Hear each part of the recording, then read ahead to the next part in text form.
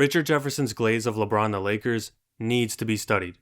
Now I understand this is LeBron's return to Cleveland, and if this were a retirement tour, let's do it. Pour out all the honey. Bring out all the R&B love songs. We can slow dance, we can look into the king's eyes and confess how we really feel. But chances are, LeBron will return for at least one more season. And I'd understand it more if LeBron had played really well or the Lakers were up, but LeBron might have had his worst game of the season and the Lakers lost by 30. Yet the entire game was a celebration of LeBron and Bronny. Richard Jefferson was the biggest cheerleader. They barely even talked about the Cavs. For example, LeBron got his first couple baskets by leaking way out in transition and sealing Tyson. They talked about how badass it was. LeBron playing like a football player, somehow leading the league in transition at 41, year 23. They couldn't get enough of it, right? We know he was a receiver in high school. Well, Tyson eventually caught on and he started playing more physical, so he baited LeBron into some offensive fouls, which contributed to his 6 turnovers. He completely shut it down, even though LeBron tried it like 4 or 5 more times. This is what the broadcast said. He got an offensive foul called on LeBron James. See now, the first jersey he ever wore, Tyson, when he was an infant, it was a LeBron jersey. I'm not sure if it was a onesie, but it was a LeBron jersey. He was 1 year old when LeBron James was in his rookie year in the NBA. You know, he's playing with so much energy because when he was a 1-year-old, he had LeBron betting, he had LeBron action figures. He's just so excited he gets to play against his biggest role model. You're playing against the player that you idolized, and You want your hero to respect you. the player he's admired his whole life, his favorite player, going up against him. By the way, they asked Tyson about it after the game. This is what he said. How would you characterize his impact on this city and franchise? Well, you could say something too. This is Donovan Mitchell city now. Yeah, seemed like he was really concerned about his hero anyway. Maybe he just wants to win. When LeBron was clearly not shooting the basketball until after he was fouled, Richard Jefferson turned into Reggie Miller. That elbow right there. I feel like that's a natural shooting motion for LeBron. I don't know that's a natural shooting motion for anyone who's ever played. Well, you know, we've seen turnaround So jumpers. he typically shoots a 3 facing the bench. The offensive player's shoulders are pointing toward the sideline, so we would not have continuation on the play, and we would shoot 2 shots and smear on the penalty. Apparently agrees with me when it comes to shooting.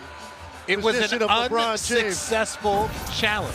I've seen players shoot turnaround shots 360s. This would have had to have been a He's left-handed the hook leading shot. scorer in the history of the NBA. If he's shooting, he's shooting. How is this not shooting? He wasn't shooting, but Oh, how do you not give 2 free throws to 41-year-old LeBron? I agree with you.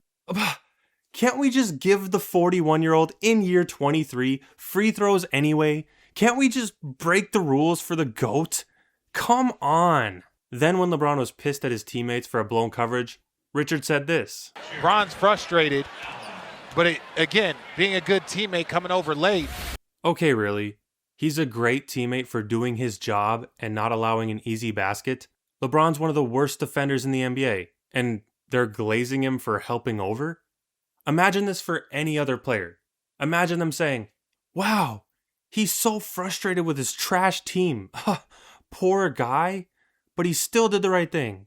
He's still a great teammate because he saved them from allowing an easy basket.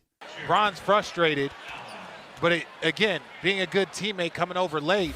In their eyes, LeBron is either the hero or the victim.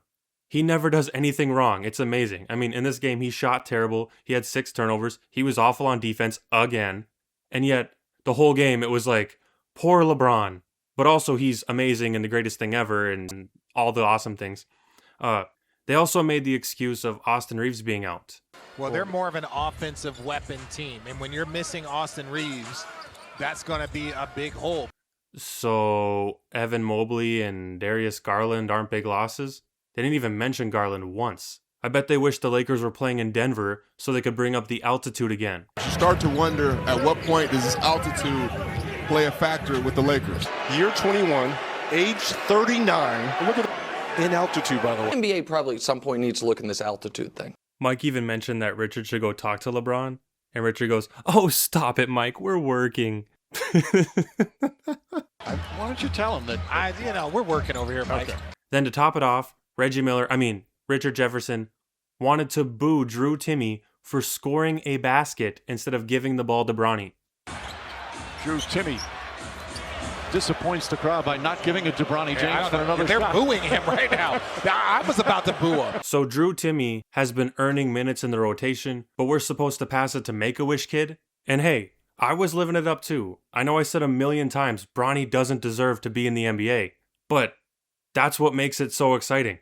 I mean, imagine a regular person going and racing against NASCAR drivers. I mean, that's sick, right? Who doesn't want to see that? He's cosplaying an NBA player. But at the same time, Bronny's never going to play in actual minutes, so what's the harm in Drew Timme scoring a bucket? I mean, again, if this were a retirement tour for LeBron and Bronny, because they're going to retire at the same time, then go right ahead. But this isn't a retirement tour. LeBron might play another 2 or 3 years, and you're over here. LeBron might return to Cleveland for one last season. You might get 41 more games of this. In his defense, the only reason Richard wanted to see Bronny score was so he could see LeBron's pretty smile just one more time. I love to see the smile of Dad's face. This is crazy. I don't know how they're going to top this in his actual retirement tour. Side note, am I still an asshole for calling LeBron a stat patter? I mean, here he is in yet another 30-point blowout. He has sciatica, foot arthritis, he rolled his ankle in this game, yet here he is screaming at the ref in a 30-point game for not giving him more calls. I mean, come on, he doesn't care about the result. He knows this game is over. It's always funny to me how LeBron will laugh and joke with the other team's bench. After big losses, he'll be laughing with the other team's players. But when he's in stat pad mode in a 30-point blowout and he doesn't get every call, or something doesn't go his way, or his teammates don't get him the ball, he'll be like, "Fuck that shit off! You're fucking up my legacy, bitch!" He's that upset he couldn't put up some more points. I still don't know why he cares this much about his numbers at this age, but whatever. Hey LeBron, Rich here. I was on the bench, we won a ring.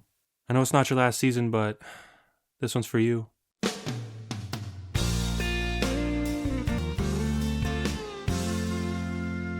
Baby, all I got is this endless list of stats. But everything I know don't fill up half about you. Don't you worry about the way you play. Everything I've got to say is true.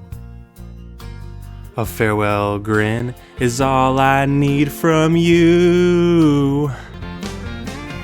I'm carrying LeBron with me.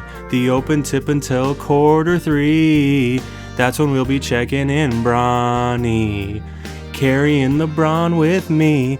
It's my wish for holding on. Every minute till he has to be gone. I'll say everything I'll ever need. I'm carrying LeBron with me.